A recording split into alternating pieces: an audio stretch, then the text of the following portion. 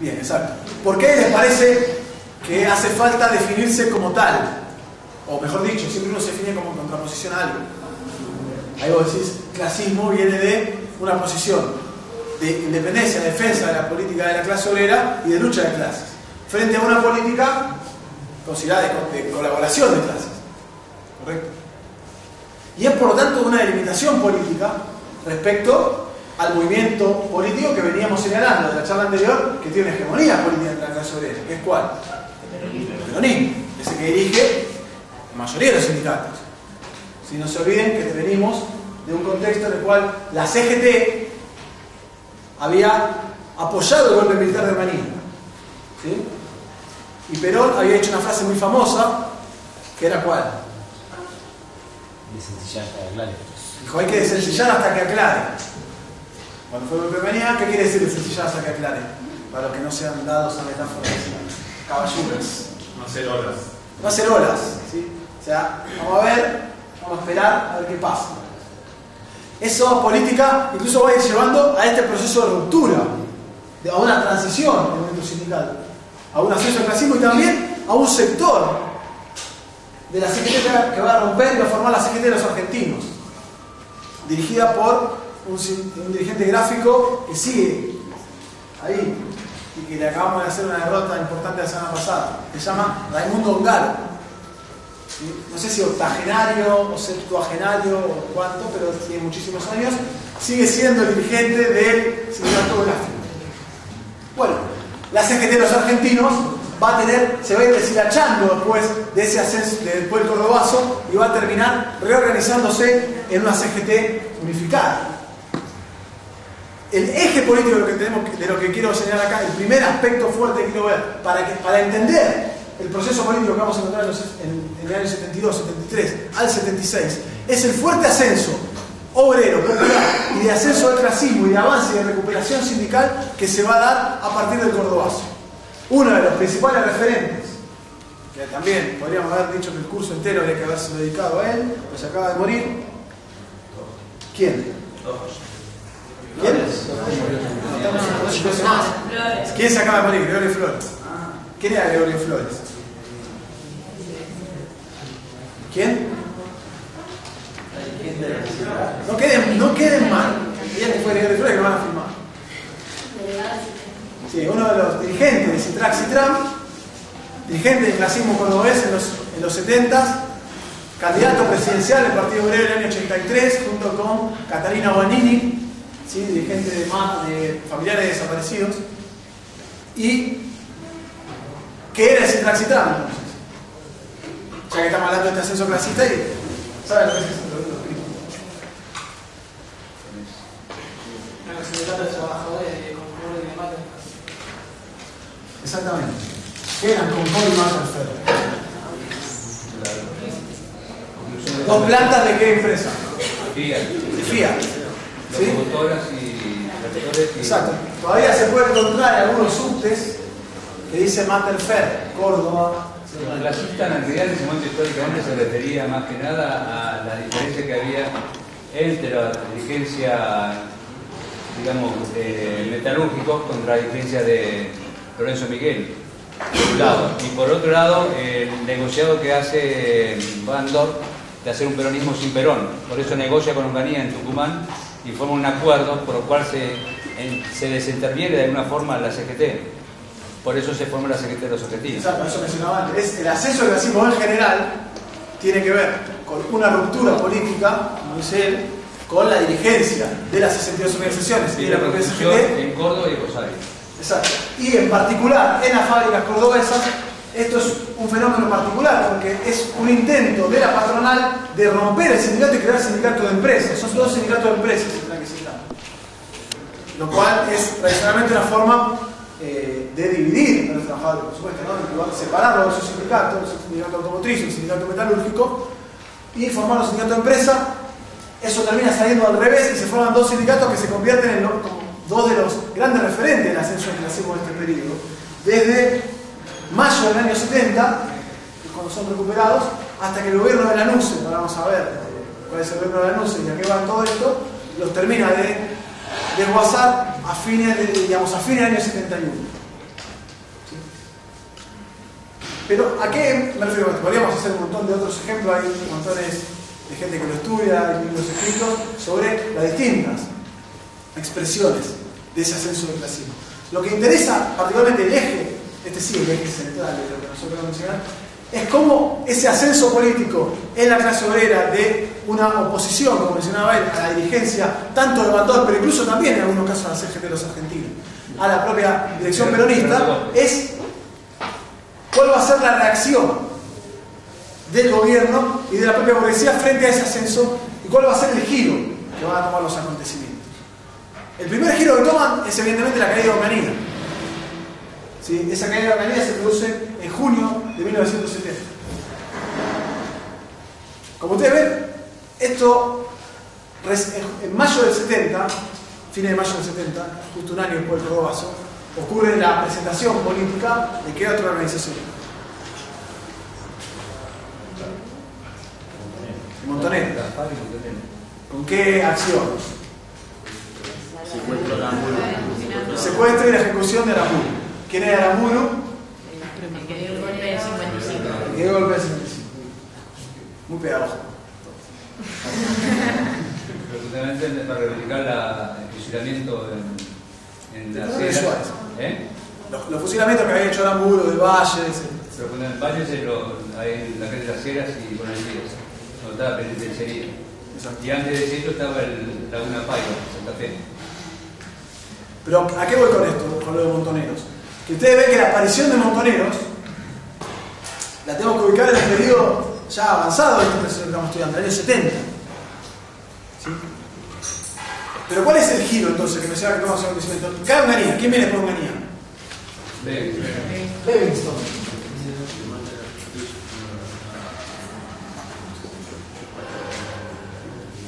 Sí, Livingston, para ser precisos,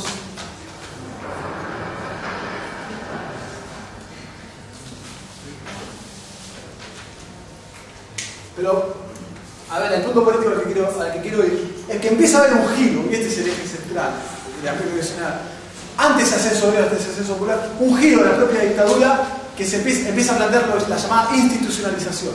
Si un giro hacia una salida de la dictadura que implica necesariamente algún tipo de conversación y de negociación con Perón. Si ya en el año 70 se va a formar un reagrupamiento político en noviembre del año 70 que se llama la Hora del Pueblo, que está integrada por el peronismo, por el radicalismo, por distintas fuerzas políticas, ¿sí? Como una salida a esa crisis de la dictadura. Y esa Hora del Pueblo, esa salida que se intenta hacer, va a terminar imponiendo la caída de Livingston y el ascenso al poder el que viene después, en marzo, que ¿cómo se llama?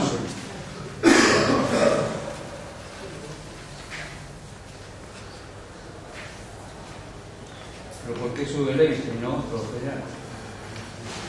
¿Hasta cuándo? Se le entiende. Y hasta el 73.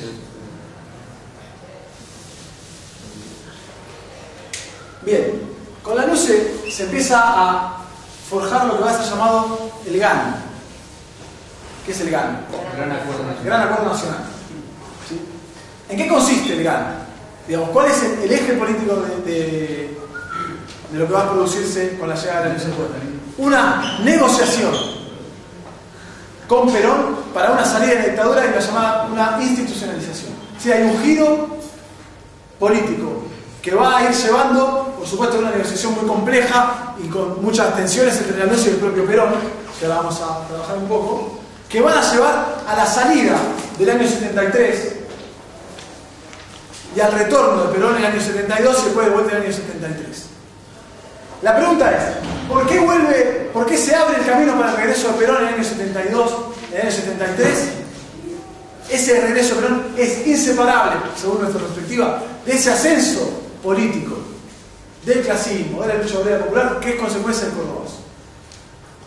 Y hay un cambio de frente en la propia burguesía, incluso en el propio imperialismo, para una salida institucional y un retorno de Perón en la medida en que se considera que el regreso de Perón es el único que puede garantizar un control político y un dominio político de esa situación abierta a partir de la crisis de la dictadura y a partir del Cordobazo. ¿Sí? Esto, por supuesto, va a estar plagado de contradicciones entre el propio Lanusse y Perón. En primer lugar, porque Perón tiene que disciplinar a su frente interno. Y como ustedes saben, tenía enormes divergencias entre una derecha peronista vinculada a la burocracia de los sindicatos y una naciente izquierda peronista, que acabo de mencionar con Montoneros, etc. Y al mismo tiempo Perón tiene choques con Lanusse, que como ustedes saben, pretende que esa institucionalización, él ser también un actor político de ello. Lanusse va a imponer una cláusula que decía que en la medida en que todos podían ser, Perón estaba proscrito, ustedes saben, no podía ser candidato a presidente antes. Lanusse ya en el año 72 va a imponer una cláusula que determina que puede ser candidato cualquiera siempre que se encuentre en el país antes de una determinada fecha en la cual Perón no estaba. Ante lo cual otra canción también popular de la época, ya que estamos con canciones, era Lanusse marmota, Perón va a volver cuando le canten las pelotas. Siempre con la... Salteaste el periodo de Leviton. ¿Por qué Leviton no? Bueno, a ver, no me puedo meter en cada detalle porque el objetivo que quiero ir es otro. Sí. Leviton es un personaje que está en Estados Unidos particularmente. En West Point, hay una lucha de inteligencia. Por eso, sí, en realidad también el gobierno de Onganía está puesto fuertemente con la Escuela de las Américas y el propio imperialismo. Leviton es, como Sarmiento,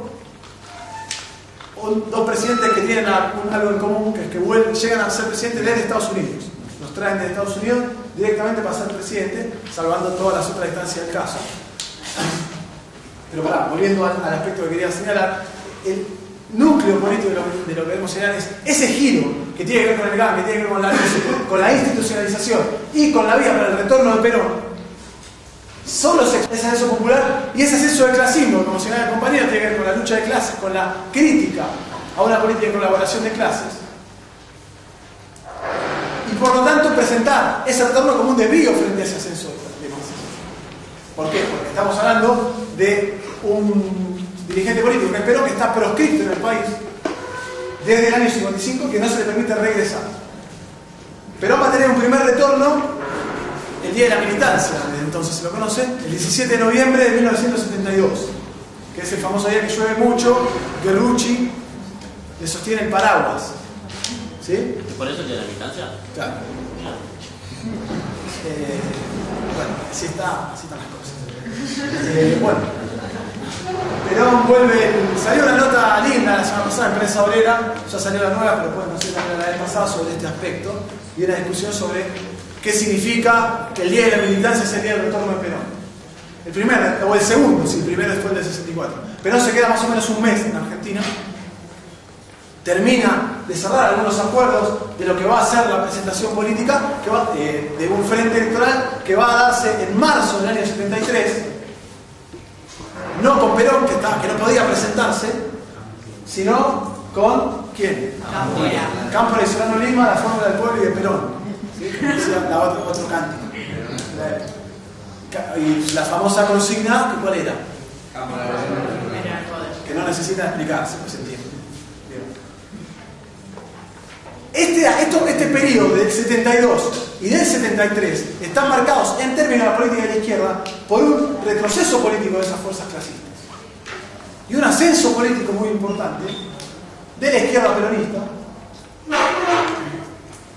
y en menor medida del PRT, que va, bueno, esto lo vamos a analizar un poco después. Quiero terminar con los aspectos más históricos, para que todos estemos en sintonía, y después pasamos a analizar un poco la política de la izquierda en este aspecto. El segundo retorno, bueno, Cámpora gana las elecciones en marzo, el 11 de marzo, y asume el 25 de mayo del 73, como Néstor. ¿Sí? El 25 de mayo, siempre hace algún acto, ¿no? El 11 de marzo. ¿no?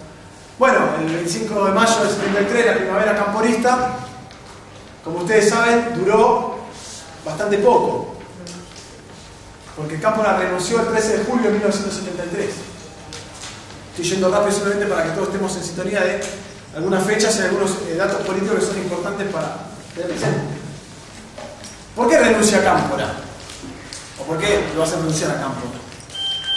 El ascenso de Cámpora viene acompañado de una influencia política mayor, incluso del sector de la izquierda peronista en el gobierno de Cámpora. Y al mismo tiempo de una política que van a conocer, porque la hemos escuchado hablar últimamente, de llamado pacto social. Un compromiso entre distintos sectores que viene en la sintonía de lo que estaba mencionando antes, del papel político, el lugar histórico que tiene este retorno de Perón. Esa influencia de la izquierda va a ser pronto fuertemente limitada por una especie de golpe interno que va a llevar a la renuncia de Cámpora y a la asunción interina de Lastiri, que es famoso porque no se pudo poner la banda el día que le hicieron, no sé si vieron alguna vez ese video, le da la ganda Cámpora y estaba más o menos un minuto para ponérsela, se pone al revés, y bueno, quedó un poco en la memoria colectiva Lastiri por eso. Y Lastiri va a gobernar hasta que asume Perón, después de las elecciones de septiembre del 73, con la fórmula Perón-Perón.